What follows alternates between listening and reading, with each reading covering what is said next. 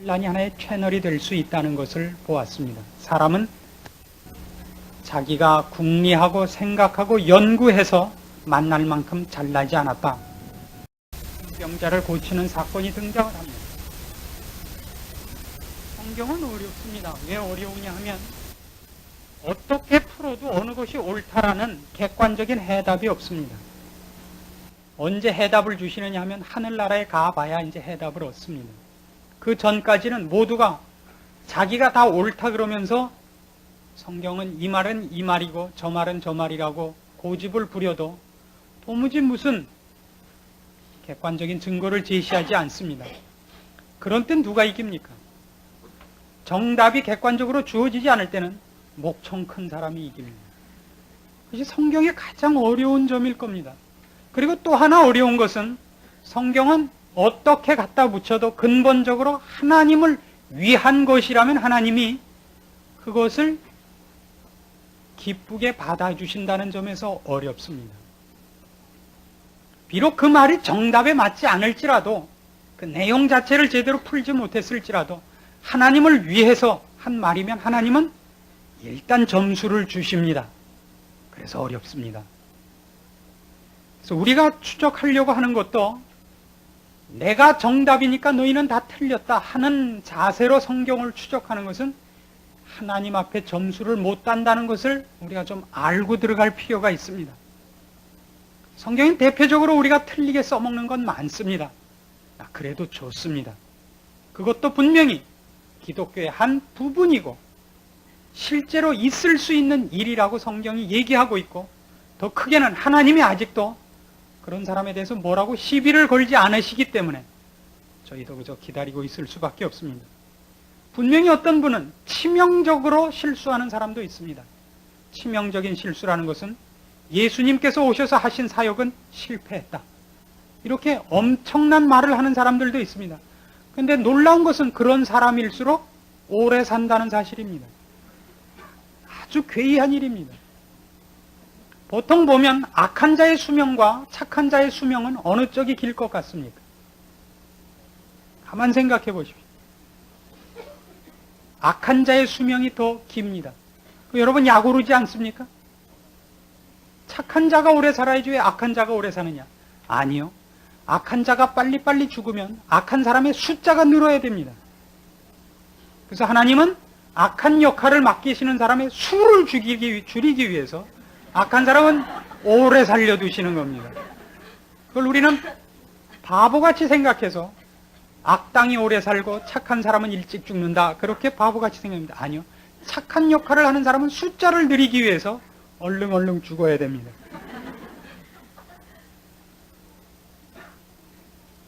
요한복음 5장에 나오는 베데스다에서 일어난 이 못가에서 일어난 38년 된 병자의 사건은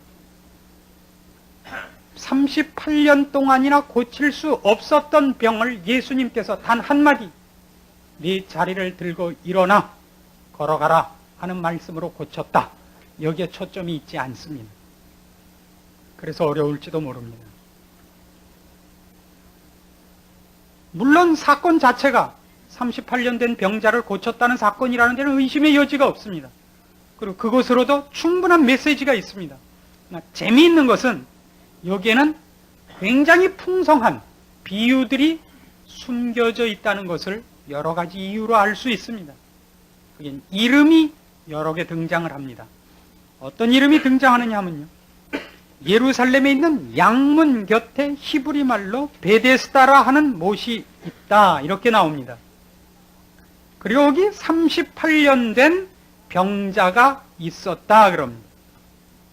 기억하실 것은 성경에 나오는 명칭들은 상당히 의미가 있습니다. 양문이라는 것은 이런 때일수록 그 한문 성경이 필요합니다. 성경을 사시거든 꼭 한문이 섞인 성경을 사시기를 권합니다. 중간에 모르는 한문이 많이 나오긴 합니다만은 이해가 필요합니다. 양문의 양은 그 뭡니까? 염소, 양, 그 양입니다. 양문. 그러니까 원래 예루살렘이라는 성은 우리나라 옛날 한양 도읍지 같이 성으로 둘러싸여 있었습니다. 우리 같으면 숭례문이 있고 다음에 동대문은 뭐라 그러죠? 모릅니다, 저도. 그런 걸 뭐 다 아는 것이 잘난 것은 아닙니다. 하여튼 동대문만 알아도 어딥니까? 북문은 뭡니까, 이름이? 자하문이라 그러나요? 또 서대문도 있었고, 그럼 다 됐네요. 동대문, 서대문, 남대문, 그 다음에 광화문은 가운데 있는 거죠. 이렇게 큰 문을 사대문과 그 다음에 사소문이 있다는 사실을 아십니까? 그때 안 사셔서 모르죠. 사대문이 있고 사소문이 있습니다. 큰 문들은 일반인들이 출입하는 곳이라면 조그만 문들 중에 그게 사소문에 꼭 끼는지 안 끼는지는 전 모릅니다. 서소문이라는 거 우리가 기억하고 있습니다. 그렇죠? 그거 하나 알고 나머지는 몰라요. 그 다음에 문 아는 것도 뭐 있죠? 시구문이라는 게 있습니다. 이야, 그것도 알고요. 우리가 몇 개 아는 게 있죠. 시구문은 뭐 하는 동네입니까? 시체가 나가는 데입니다. 마찬가지로 예루살렘의 성곽은, 예루살렘이라는 그 성읍은 성곽으로 둘러싸여 있고 각 문이 있습니다. 그 문에는 분문이라는 것도 있습니다. 감 잡히죠? 분문도 있고 샘문이라는 것도 있고 어문이라는 것도 있습니다. 어문은 뭐 하는 데 같습니까? 생선이 들어오는 문입니다. 어문. 거기에 망루들도 있습니다. 전쟁을 워낙 여러 번 겪었기 때문에. 근데 양문은 뭐 하는 데겠습니까, 여러분? 양이 들어오는 데죠. 그거야 뭐 물어보나 마나죠. 이렇게 쉬운 문제면 왜 내겠어요? 왜 양문? 예, 양이 들어오니까 양문입니다. 이스라엘이라는 도시가 만일 이렇게 생겨 있다면, 이렇게 네모나다면 네모 비슷합니다. 성곽이. 양문이라는 것은 요쯤이 있습니다. 북쪽을 바라보고 여기에 들어오면 바로 성전이 있습니다. 그러니까 예루살렘 도시 안에 여기가 성전이 있고 그 다음에 요 밑에 헤롯 궁이 있고 여기 말하자면 그 도시가 있는 거예요.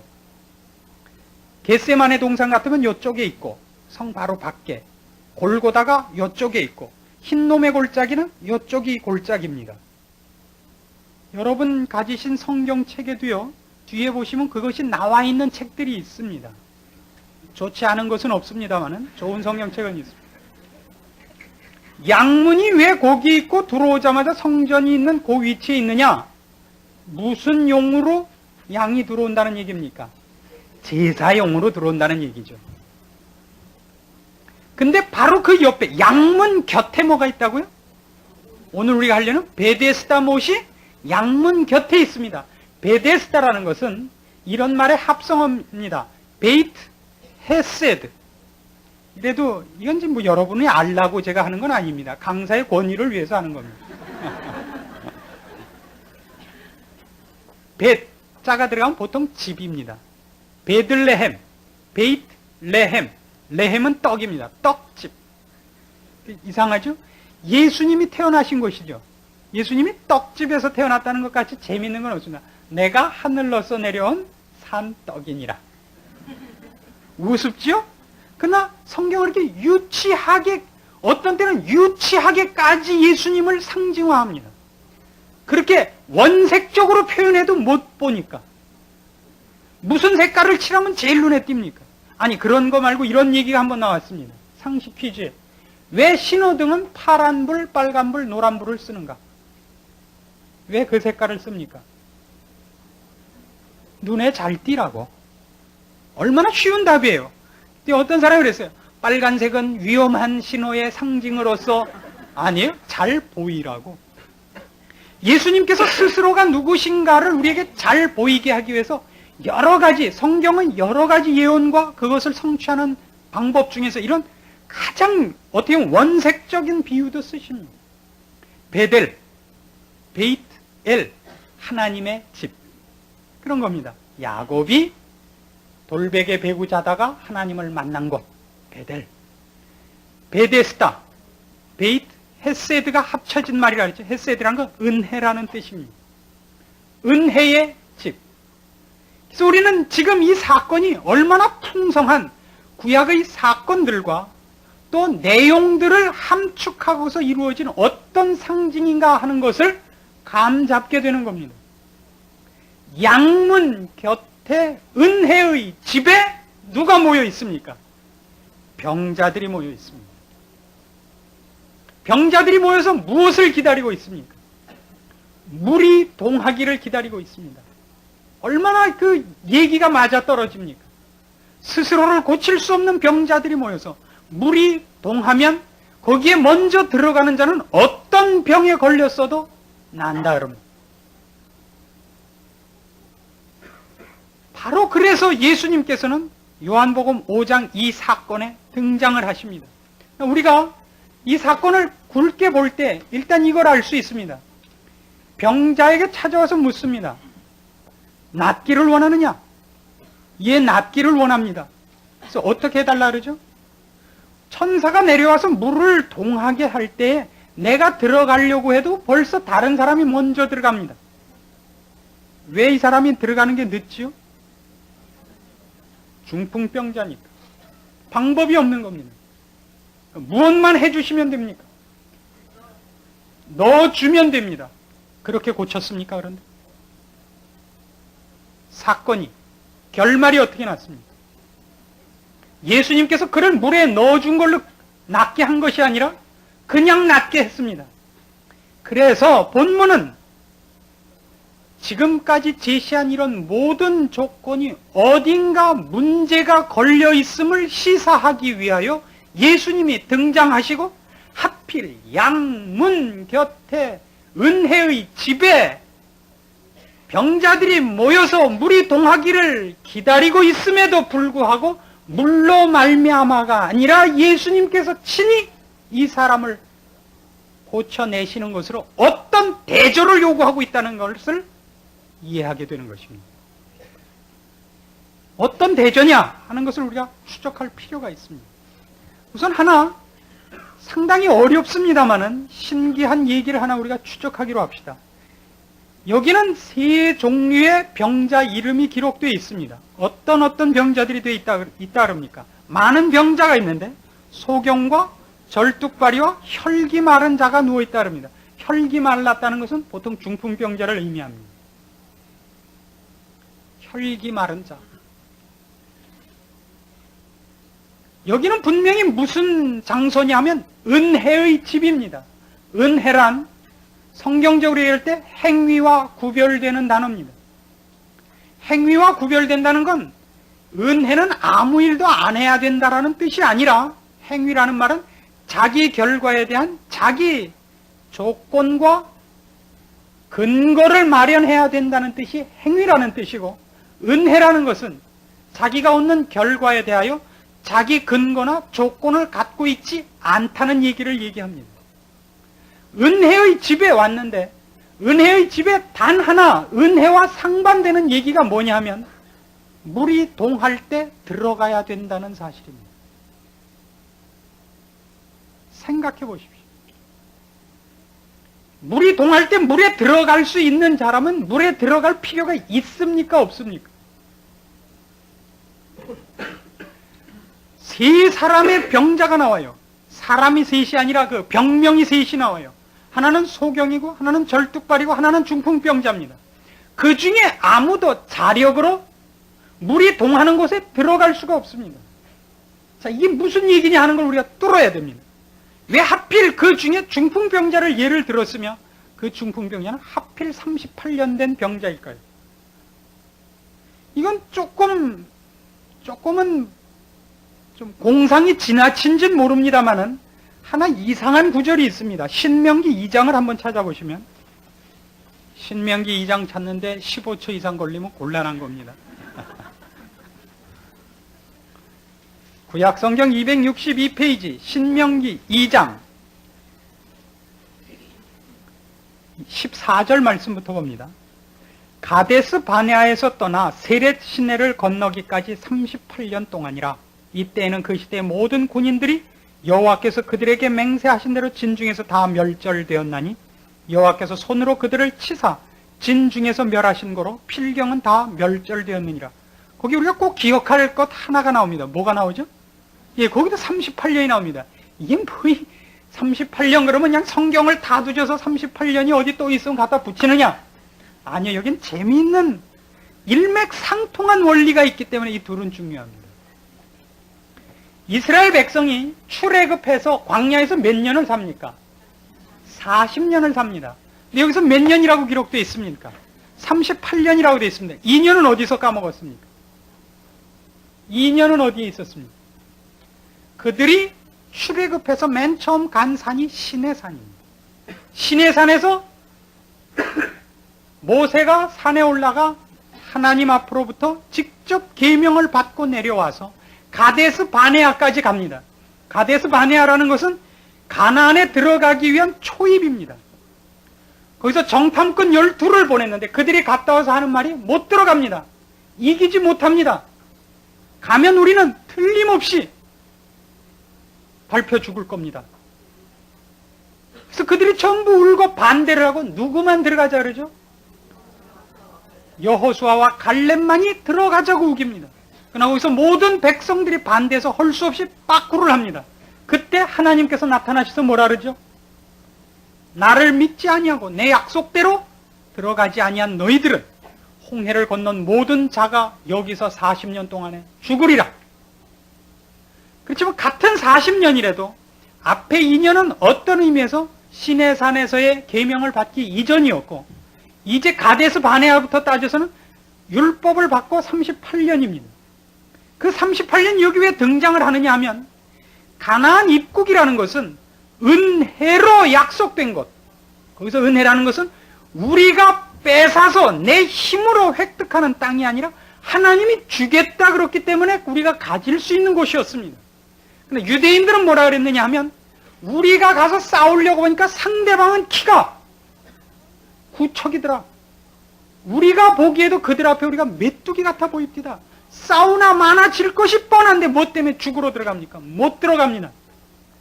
그들은 그들이 획득해야 할 결과들을 자기 손에 의지했던 것입니다. 이것을 보통 우리가 성경적으로 표현할 때 율법이라 그러기도 하고 행위라 그럽니다.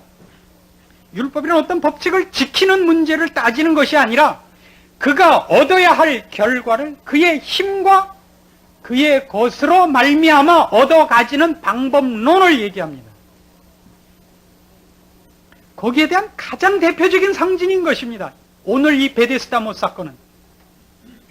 분명히 누구든지 저 못 속에 들어가면 맨 처음 그 천사가 물을 동하게 했을 때 들어가면 낫습니다.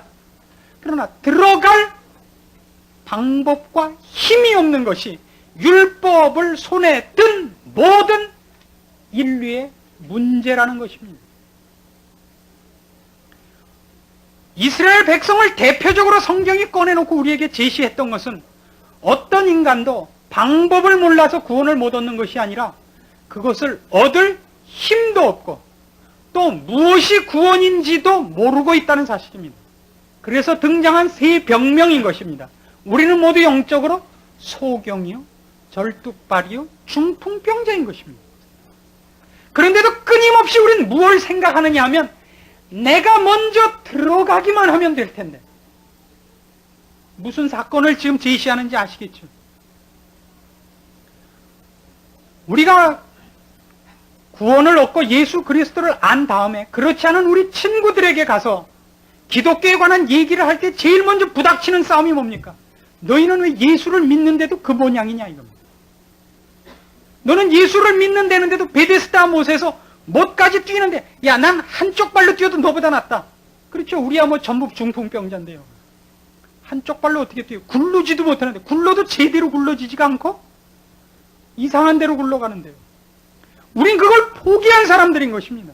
베데스다 못에 최초로 들어가기를 아니 꼴등으로라도 들어가는 것을 포기한 사람입니다. 왜 포기했냐고요? 주제 파악을 해서 갈 능력이 없다는 걸 안 자들이고 세상 사람들은 끝까지 무슨 고집을 하냐면 나는 최소한 가려고 마음만 먹으면 갈 수 있다고 고집을 부르는 사람입니다.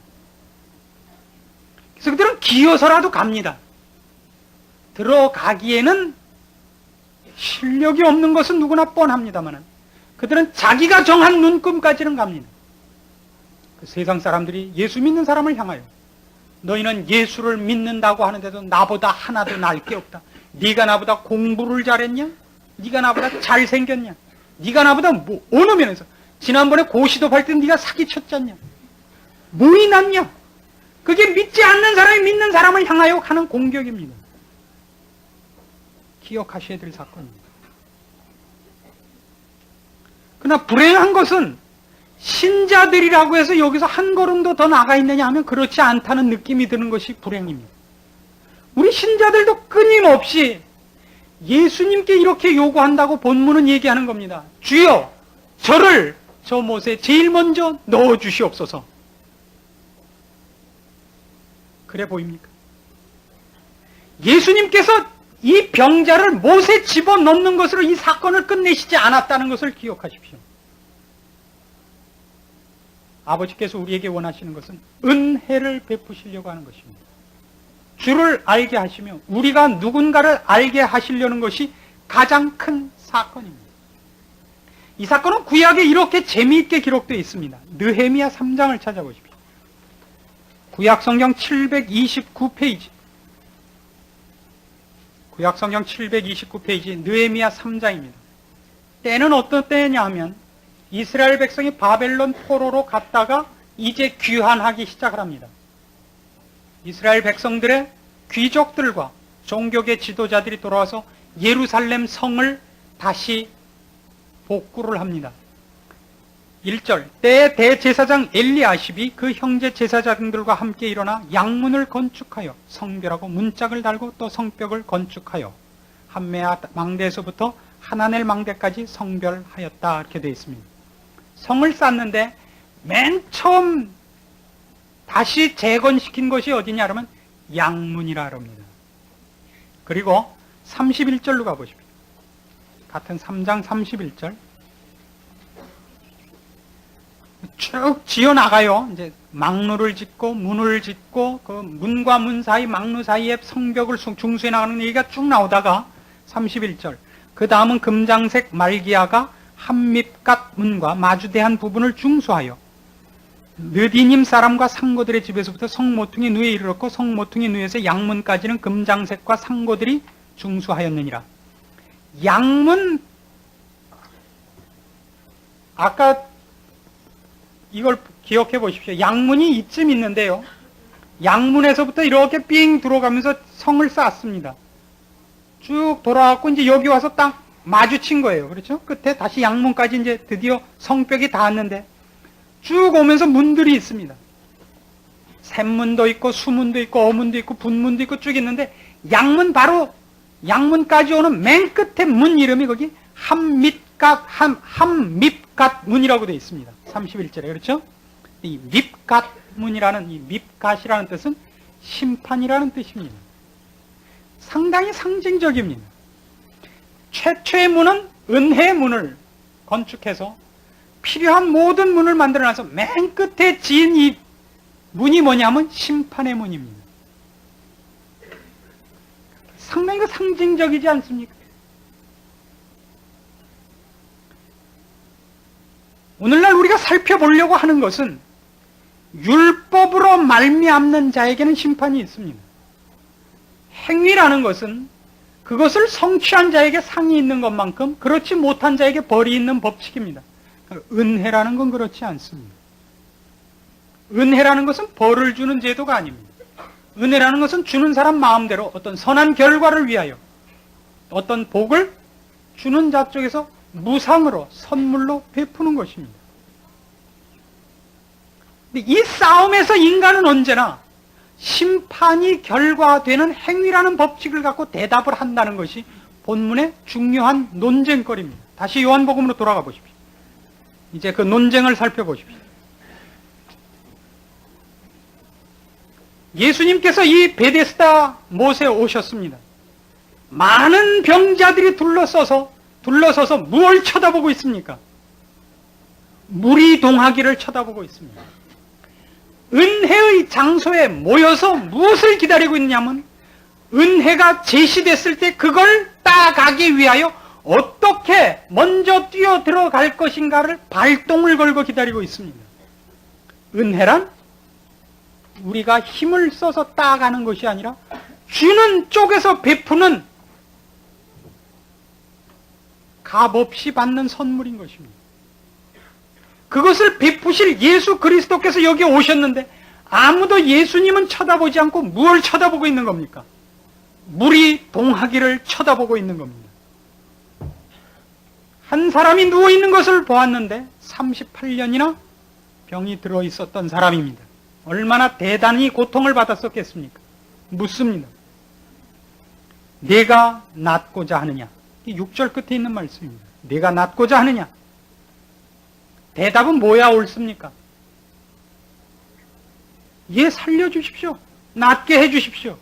7절 병자가 대답하되 주여 물이 동할 때 나를 못에 넣어줄 자가 없어 내가 가는 동안에 다른 사람이 먼저 내려가나이다. 신앙생활을 해보면 이런 사람이 99명 있고 이렇지 않은 사람이 2사람 있습니다. 그러니까 101명이 됐네요. 언제나 그렇습니다. 인간은 자기 문제에 대하여, 자기가 얻고자 하는 결과에 대하여 자기가 내세울 것을 갖는 걸 이 세상에서 제일 좋아합니다. 신자의 신앙을 언제나 얽어매는 가장 굵은 싸움거리가 뭐냐 할 때 자기가 얻은 것에 대하여 자기가 제시할 것이 없는 것을 가장 싫어합니다. 왜요? 죄는 어떤 의미에서 자존심의 싸움이기 때문입니다. 은혜를 구해야 하고 불쌍히 여겨달라고 얘기하는 것만큼 우리 인간에게 본질적으로 싫은 것은 없습니다. 나를 못에 넣어줄 자가 없습니다. 스스로 들어갈 수 없음을 압니다. 그렇죠? 그런데도 누군가에 의해서 그걸 지키려고 그래요. 아무도 들어갈 수 없습니다. 스스로의 실력으로. 그럼 다른 방법밖에 없어요. 그럼 생각해 보세요. 못에 들어가는 건 무엇 때문에 들어가는 겁니까? 이 병이 낫기 위해서 들어갑니다. 근데 들어가려면 어떻게 해야 됩니까? 성해야만 들어갈 수 있습니다. 그럼 성하면 들어갈 필요가 있습니까? 그건 필요가 없는 문제입니다. 이런 이상한 모순의 싸움을 하고 있는 겁니다. 누가 나를 넣어주면 됩니다. 생각해 봅시다. 모여선 사람들은 전부 누굽니까? 자기도 들어갈 수 없는 사람입니다. 근데 누가 누구를 넣어준단 말이에요. 도대체 누가 누구를? 그런데도 불구하고 들어가기를 원하고 있습니다. 그것이 들어갈 문제가 아니라는 걸 감을 잡아야 되는 것이 이 사건에서는 핵심일 것입니다. 그래서 예수님께서 이렇게 얘기하십니다. 일어나 네 짐을 들고 걸어가라. 일어나 네 자리를 들고 걸어가라. 대단한 말씀이죠. 그래서 그는 일어나서 걸어갔습니다. 이 사건이 갖는 이 재미있음은 형용할 수가 없습니다. 왜요? 뒤에 계속 이 말이 붙습니다. 10절 보십시오. 이날은 안식일이니 유대인들이 병 나은 사람에게 이르되 안식일인데 네가 자리를 들고 가는 것이 옳지 아니하니라. 왜 이게 하필 안식일에 걸리느냐? 율법의 기능과 생명을 얻는 방법의 충돌성을 보이는 겁니다. 율법이란 나은 자, 생명이 있는 자에게 필요한 제도요 규칙이지 그것 자체가 사람을 낫게 하는 방법은 아닙니다.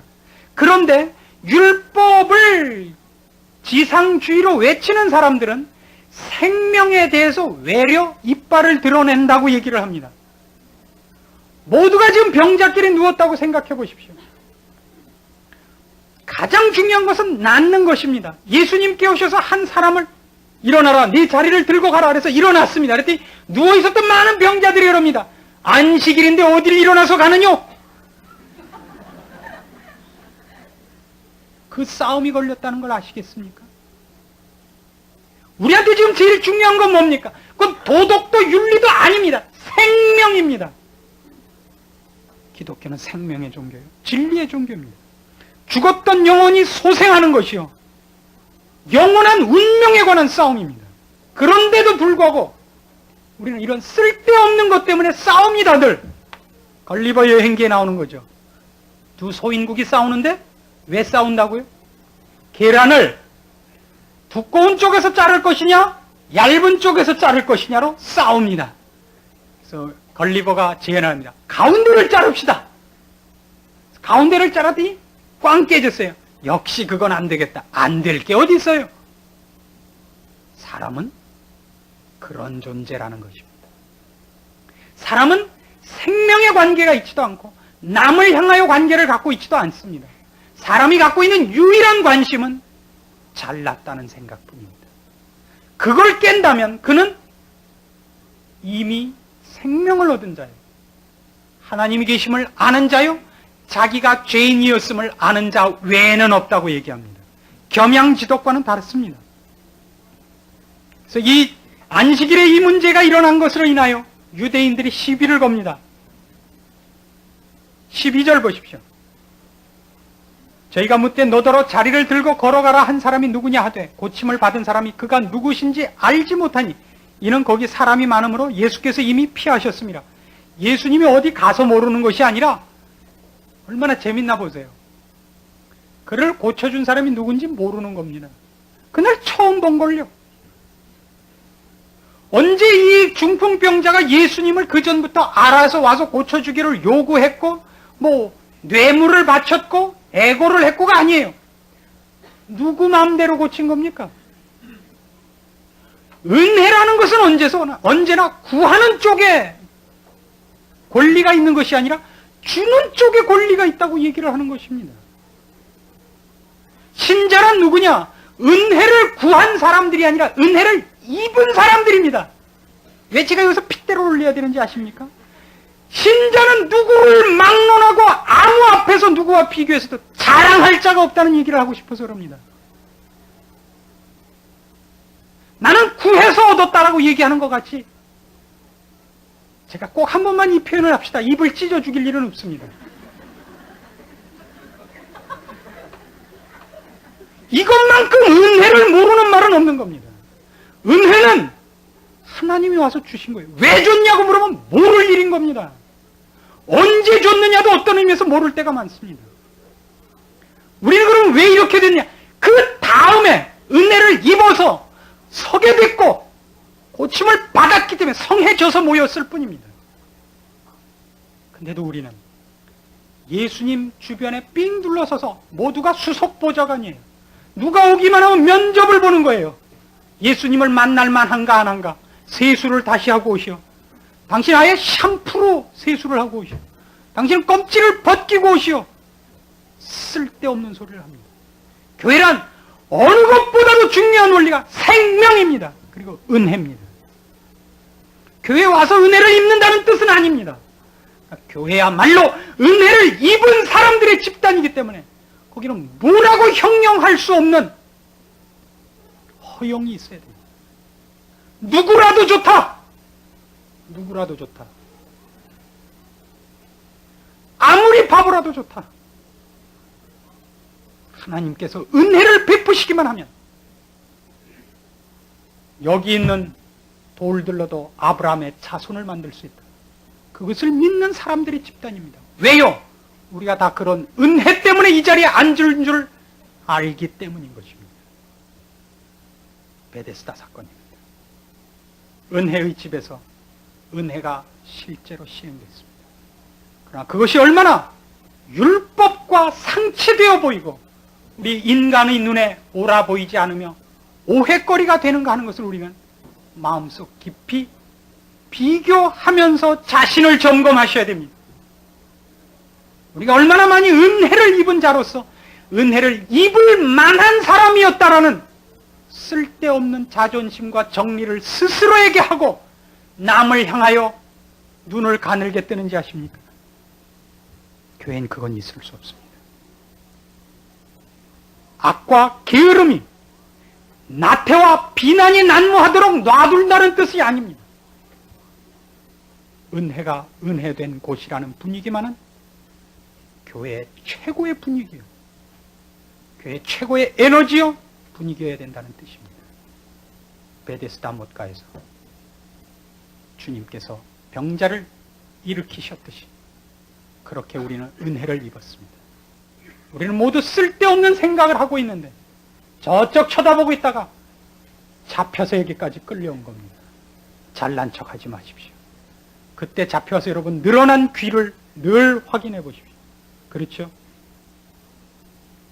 우리는 다 감사밖에 할 게 없고, 아직 은혜를 입지 못한 사람을 향하여 볼 때도 옛날의 나를 보는 것 같은 감회와 민망한 밖에 가질 것이 없는 사람들입니다. 그리고 이 생명과 진리가 제대로 전달되기 위하여 우리도 우리다워야 합니다. 그 용기를 여러분에게 촉구합니다.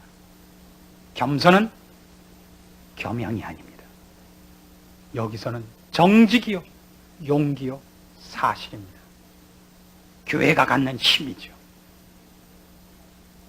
우리가 새로운 교회상을 만든다, 새로운 신자상을 만든다는 것은 다른 것 아닙니다. 칠하자는 얘기가 아닙니다. 벗어야 될 싸움일 것입니다. 모두가 그 생명의 생명됨을 스스로에게 확인시키시고 이웃 앞에 확인시키십시오. 기도하십시다. 하나님 아버지, 은혜를 감사드립니다. 우리의 우리 된 것이 하나님의 크신 은혜임을 알고 감사드립니다. 우리가 가졌던 쓸데없는 고집과 자존심과 그리고 무지한 것들을 벗겨내시고 주께서 우리를 찾아오셨고 우리에게 베푸셨던 그 생명과 기적과 은혜와 사랑만이 나와 내 이웃과 우리에게 충만케 하시옵소서. 교회라는 이름으로 모이는 곳에는 하나님께서 베푸신 은혜의 은혜됨과 우리를 찾아오신 하나님의 사랑과 우리가 갖고 있는 생명과 진리만이 힘을 발하시옵소서. 거기에 우리가 증인이 되게 하시옵소서. 예수님의 이름으로 기도합니다. 아멘.